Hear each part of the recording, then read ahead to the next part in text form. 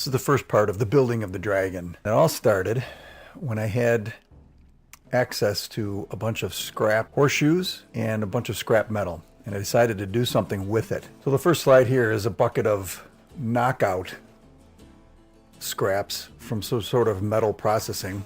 The squares are about 7/8 of an inch square and pretty thin, probably less than an eighth. So I had to figure out how to weld these in together to make them look like scales for a dragon skin. I decided to set them up diagonally and try to weld them at the tip of one into the center of the other. As you can see there, first couple were pretty tedious. Took a while to get them lined up and to hold them in place. So I decided I put that big heavy bar on top of the edges of all of them and then clamped it down, which was okay, but it was very tedious and it took a long time. I even used one of them as a guide to help me line up the scales. It took a while and it was going pretty slow. I mean, it worked okay, but it just took forever. So then I decided and that's about how many of them I made.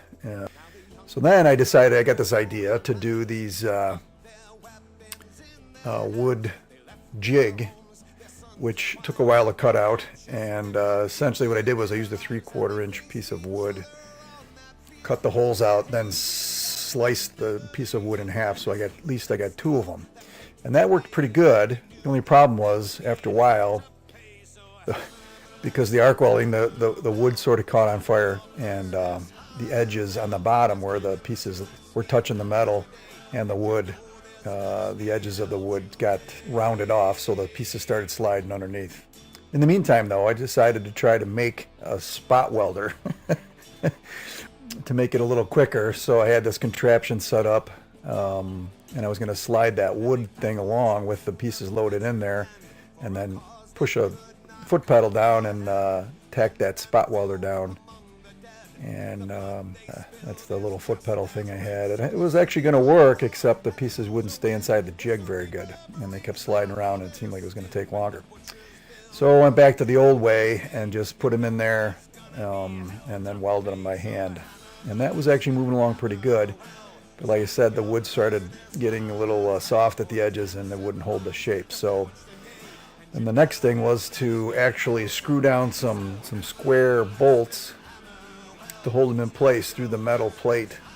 And I got 2 rows of those, and then that actually worked pretty good because I could load that up very fast and then weld them pretty quick. It took me about less than a minute to do 2 rows. So I was about 8 minutes a row before, now I was down to less than a minute for 2 rows. So that was going pretty good.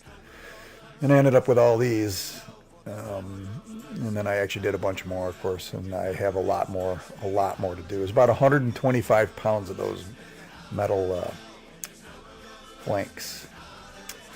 So then, and in the meantime, I needed to start making where this thing was going to go, so I needed to clean out the pond. This was after it was partially drained. You can see all the cattails. Actually, we had taken out quite a lot of the cattails. Anthony helped me out with the dozing and the scooping.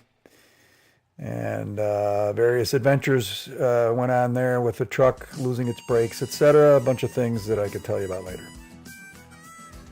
And that's what it looked like, all cleaned out and ready to go, etc., etc. In the meantime, I was experimenting with making the body of the dragon using 1/2 inch rebar.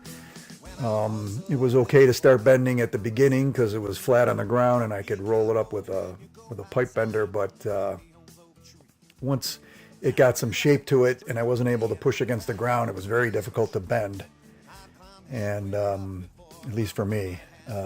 So it just wasn't going to work. It took me a long time just to bend stuff, and then when I needed to make adjustments, I had to rebend it, and it was almost impossible. So I moved to 3/8 rebar, and that was much easier. And then I started to get some other pieces involved there other than just the flat two-dimensional. I started getting the 3-dimensional with these rings to hold them in place. And then stuff started moving along and started coming together. That's the tail end. And then I outgrew my garage floor because I started moving this around. When I would move it around, that tail would whip over and it almost broke my screens. Things were getting a little precarious, so I needed to move it outside. And then I also realized that I was going to need to put it in the air so that I could move it around and get to it and weld it. There's a lot more actually has to be done on here. So I decided to put a pole in the ground next to the garage and mount the thing on there. In the meantime, though, this is what the ends of the things look like at the head end. I don't know if you can see that little bump on the top rebar piece that's sticking up, that little bump there. I actually got a close-up of it. That is a fly that landed on the rebar, and of course that is a dragonfly. Yes, I thought that was hilarious. So there you go. So then in the pond, of course, in the meantime, while I'm doing all the other crap, I got to do this. So I made some footers by hand. Each one of those, there's 5 of them. Each one of those is about 550 pounds. It's about 9 inches thick by about 28 inches square, give or take. And that's the dragon sitting on the pole. If you can see just below the ring, there's 2 little things sticking out. Those are actually an axle from a boat trailer that I got from the guy across the street, and I cut that, and that's where the wings are going to attach, and they'll actually be able to move with the wind. A couple different looks at it. And there. So now I needed to be able to work up on top of the thing, so I bought myself one of those Baker scaffolds, and then I mounted my MIG welder there so I could roll it out of the garage and roll it over there. I had to make an extension cord for the welder. Everything is becoming a big project here.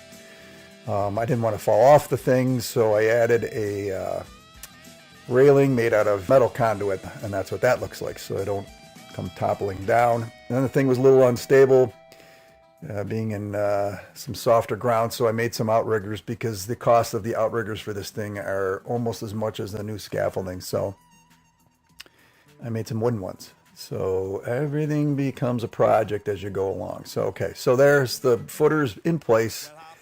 Actually 5 of them are there. The water covered them. I had the whole summers all dry, and of course then it started raining when I wanted to work in there, but whatever. So I got to pump it out. There actually the next day it was actually covered with more rain and water. So there. So now I got to pump it out. That was my pumping contraption, just a piece of wood to hang the pump off so it wouldn't sit in the muck, sucking all the water out. And then now we're starting to build the framing, the bracing for the sonotubes that I'm going to put in there. So that is with, I guess I got them all cross braced there too. That was a little bit of project and a bunch of lumber. Those are about 7 feet tall. The footers are about 10 foot apart, give or take. Then I started putting some plywood on there so I could walk up on top, so when I needed to pour the concrete, we were able to get up there without having to work on ladders and dump it. And the tubes ended up being about 100 inches tall, so a little over 8 feet. And that's the finished, ready to go for concrete, well, ready to go for the tubes to be placed. This is the rebar stuff. I put the rebar in there because I needed to keep the tubes out of there. I didn't want them to get wet while I was doing all this because it took days to do, so I needed to put the rebar in there by itself and then slide the tubes over. These are various things that I use. The ring is to keep the rebar in the center of the tube once the tube is in place so it doesn't run off to the side. The other things are the anchor bolt pattern templates to put down into the concrete once it's all filled up in the tube. That's the center one, and that's the pattern that's going to hold the plate down, the metal plate that's welded to the bottom of the pipe that holds the dragon. So there you go. That's how that's going. That's just some interesting pictures of how it looks when you look down in the side of the rebar. I connected some of the anchor bolts right to the rebar, so it really would give it the best hold I could. I bent the rebar over into the center that the anchor bolts were attached to, so that should not go anywhere, hopefully. There's the bent over rebar. So and continuing on, so that looks like it's ready to go. Pumped out the water again, started putting the tubes in there, getting ready for the day. That's actually the day the concrete came, I believe. Kept pumping the water continually because it just kept filling in, and got everything squared away. And then the day comes for the concrete. I needed to get a pump truck, which cost money, but it was a lot easier, and I wouldn't have been able to pay anybody to do this by hand, dumping concrete up in those tubes. So we got a pump truck, and that made pretty short work of it. You can see the video, of course, of the pump in action. It's about a 3-minute video. So then there's the plate that I got. That's rough cut round for the bottom of the pipe that holds the dragon up, and that will be bolted to the concrete post out in the center. That's just another piece of the stuff. That's with the metal pipes on top, bolted to hold everything kind of steady and in place. And then I took all the bracing off, stripped all the bracing and the cardboard. So that's what the stripped concrete piers look like, with all garbage in the bottom of the pond, which took about almost 2 days to clear out. It was quite a project, and most of it I did myself, which was fine because that's the way I wanted to do it, but it definitely took some time. That's just a close-up of what it looks like. That's the center one. Those are the pipes that go out to the corners, and then the other 6 bolts will hold that steel plate down that's welded to the dragon. Just some pictures of the way the pipes connect to the corner piers. The pipe I got also donated, and I cut slits in there, and then just put the plate, bang the plate down in the slit in the end of the pipe, and then welded it to that. Originally I was going to have the pipes through the sonotubes and connect it all underneath the water level, but with all the punctures in the sonotubes, I didn't want to have the whole thing blow out at the last minute and then have all this concrete sitting there and no place to put it. So I opted for this way. Of course, could have saved probably a lot of money. Went to one of the box stores and got one of these. That was only $159. I've spent quite a bit more than that so far. Anywho, that's what it looks like there. That's the last one of how the pipes connect. And that's what it looks like present day in November, about the 25th or 6th, with the water filling up, hopefully to insulate the bottom so I don't heave it up. All right, that's it so far. That's part 1. Part 2 will come when I start working on it again next year.